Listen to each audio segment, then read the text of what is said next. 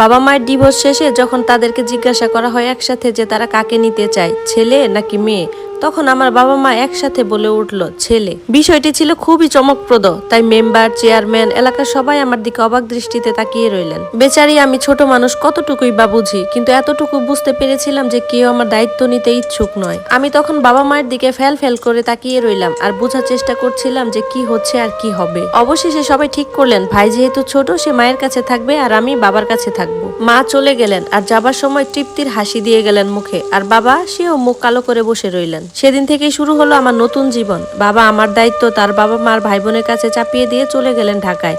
আহারে, নতুন জীবন আমার ছোট্ট কিশোরী মনটার মৃত্যু হতে শুরু করলো সেদিন থেকেই। অবহেলা, অনাদর, অযত্ন হয়ে গেল সেদিন থেকে আমার নিত্যদিনের সঙ্গী। আমি ছিলাম আমার দাদা দাদির ঘাড়ের বোঝা। কেন জানি না, তারা আমাকে সহ্যই করতে পারতেন না। পান থেকে চুন খসলেই তারা সবসময় বলতো ঠিক মায়ের মতোই হয়েছে, খারাপের পেট থেকে তো খারাপই হয়। মুখে ভাত আর চোখের জল ছিল আমার সব থেকে আপন।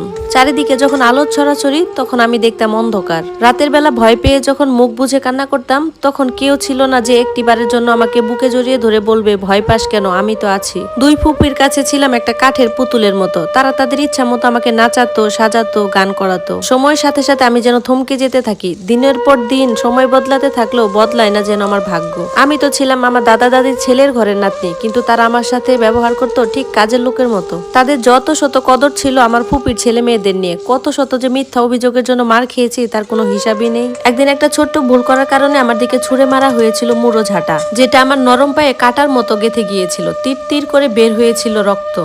সে কি ব্যথা! মনে হচ্ছিল হৃদয় থেকে প্রাণটা বুঝি এক্ষুনি চলে যাবে। এক শীতের বিকেলে চিনি কিনতে বাজারে গিয়েছিলাম। পথে হঠাৎ মায়ের সাথে দেখা। পাগলা কুকুরের মতো ছুটে গিয়েছিলাম মায়ের কাছে। মা আমাকে বুকে নিয়ে এই কথা ও কথা বললেন। তখন আমি মাকে বললাম, মা আমি একদমই ভালো নেই। এরপর মা আমাকে একটা চিপস কিনে দিয়ে বললেন, তোর বড় খালার বিয়ে, বড় খালার পাত্রকে দেখতে আসিস। আমি এখন যাই রে, আমার কাছে সময় নেই। এরপর আমি চেয়ে চেয়ে মায়ের চলে যাওয়া দেখতে রইলাম। কি আর করার, বাড়িতে তো ফিরতেই হবে। এরপর মায়ের দেওয়া চিপসটা নিয়ে চিপুতে চিপুতে চিনি নিয়ে বাড়ি ফিরলাম। আর চিপসটা কে কিনে দিয়েছে সেটা জানতে চাইলে সহজ সরল মনে দাদিকে বলে দিলাম, মা ফলাফল। আমার বুকের উপরে পা দিয়ে মুখের ভেতরে ইটের কুচি ভরে দিয়ে এক নাগারে মুখের ভেতর থাপ্পড় দিতে দিতে বলতে লাগলো, আমরা কি বাড়িতে তোকে কিছু খাওয়াই না, যে তুই ওই মহিলার কিনে দেওয়া চিপস খাচ্ছিস? আমি তখন চিৎকার করে কান্না করতেও পারিনি। মুখ থেকে প্রচন্ড রক্ত পড়তেছিল। সেদিন রাতে আর কিছুই খাওয়া হয়নি, কারণ মুখে তো কিছু দেওয়াই যাচ্ছিল না। পেটে প্রচন্ড খিদে। আগে যদি জানতাম যে 10 টাকা চিপসের জন্য সারা রাত না খেয়ে থাকতে হবে, তাহলে তো খেতামই না সেই চিপস। কি এমন হতো সেই চিপস না খেলে? আর আমার বাবা, সে কি জানতো আমি কেমন আছি? দায় এড়ানোর জন্য মাঝে মধ্যে ফোন দিত। সে আমার সাথে কথা বলার জন্য যতটুকু সময় ফোন দিত, সেটা ছিল সামান্যর থেকেও সামান্য। আমি কেমন আছি সেই খবর নেওয়ার মতো কেউ নেই। আমার কোনো মাস্টার ছিল না, তারপরও ভালো রেজাল্ট নিয়ে বাড়ি ফিরতাম। কিন্তু সেই রেজাল্ট নিয়ে কেউ বাহবা দেয়নি, কেউ কপালে চুমু দিয়ে বলেনি যে সামনে আরো ভালো করতে হবে। দিন শেষে মুখ বুঝে কাদার মতো কোনো আশ্রয় আমার ছিল না। এভাবে কেটে গেল মোট 6টি বছর। বাবা দেশে বাড়িতে বেড়াতে এলেন। 6 বছরে মোট 6 বার এলেন। বাবা ঢাকায় যাওয়ার পর আমার খোঁজ খবর ঠিক মতো না নিলেও বাড়িতে আসার পর আমার অনেক যত্ন করতেন। বাবা যখন বাড়িতে আসতো তখন বাড়ির সবার রূপ পরিবর্তন হয়ে যেত। আমার জন্য তো সবার মুখ থেকে মধু ঝরতো। ইস, কি অমায়িক ব্যবহার তাদের, দেখেই তো মন প্রাণ জুড়িয়ে যেত। এরই মধ্যে ভাইকে নিয়ে আসা হলো মায়ের কাছ থেকে। এরপর থেকে আমি আর আমার ভাই থাকতে রইলাম। এদিকে বাবা আর তার ভাইদের মধ্যে বেশ ঝগড়া হলো। বিষয়টি আমাদের দুই ভাই বোনকে নিয়েই হয়েছিল। এক সময় এই ছোট্ট বিষয়টা বেশ বড় পর্যায়ে ধারণ করলো। এরপরে আমার বাবা আমাদেরকে নিয়ে অন্যত্র চলে গেলেন। বাবা ঘর ভাড়া নিলেন। এরপর থেকে শুরু হলো বাবা মেয়ের নতুন সংসার। এভাবে আর কতদিন একলা কি আর থাকা সম্ভব? এই কথাগুলো আমার নয়, এই কথাগুলো ছিল পাড়া প্রতিবেশীর, আমার বাবার জন্য। এরপর ঠিক হলো বাবা বিয়ে করবেন। ঠিক হতে দেরি, কিন্তু বাবা বিয়ে করতে দেরি করলেন না। ছোট্ট আয়োজনের মধ্য দিয়ে বাবার বিয়ে হয়ে গেল। এর মধ্যে অনেক নাটক চলছে, যেটা আমার বাবা মা করেছিল। সেটা হলো মা আবার বাবার কাছে ফিরবে, বাবা মাকে নিবে, কিন্তু বাবার শর্ত হলো মাকে ক্ষমা চাইতে হবে। মা তো কিছুতেই ক্ষমা চাইবে না। দুজনের কেউই আর শেষ পর্যন্ত তাদের ইগোর কাছে মাথা নত করেনি। তাই তাদের আর নতুন করে সংসার হয়নি। এদিকে বাবা নতুন বউ, নতুন সংসার, বেশ ভালোই আছেন তিনি। আর আমরা দুই ভাই বোন, আমরাও ভালো আছি।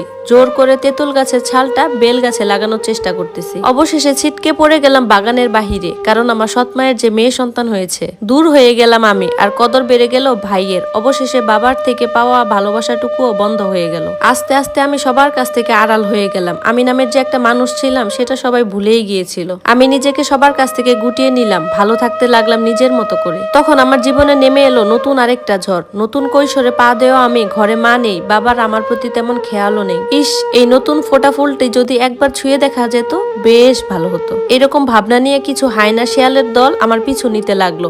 আমি তো হাঁসফাঁস করতে লাগলাম। একটু আলোর মুখ দেখার চেষ্টা করলাম। কেউ বা আমাকে বিশ্রী ভাষায় কথা বলতো, কেউ বা টাকার অফার দিত। আমি যেন তাদের কাছে হয়ে উঠলাম বাজারে ওঠা নতুন আমের মতো, যা কিনা তাদের চাই চাই।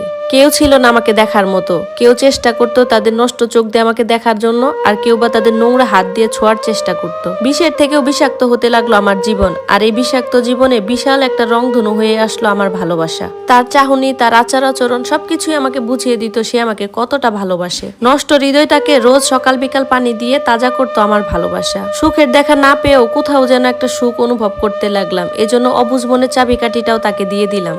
কখনোই বুঝতে পারিনি যে আমি ছিলাম তার সুন্দর একটা বাজি, যে জিতবে সে আমার সাথে একটা রাত কাটানোর সুযোগ পাবে। কিন্তু আমার সাথে খারাপ কিছু হওয়ার আগেই তার সাথে আমার বিয়ে হয়ে গেল। তার ছোট্ট একটি ভুলের কারণে আমাকে তার সারা জীবনের মতো বউ করতে হলো। তার ভুলটা ছিল সে আমার আত্মীয়র কাছে আমাকে বিয়ের প্রস্তাব দেয়, কিন্তু আমার আত্মীয় এই মজাটাকে সিরিয়াসলি নিয়ে নেয়। ফলাফল আমি তার বিয়ে করা বউ, কিন্তু এই ব্যাপারটা সে যেন কিছুতেই মানতে পারছে না। একটা বাজি কিভাবে তার ঘরের বউ হয়ে গেল।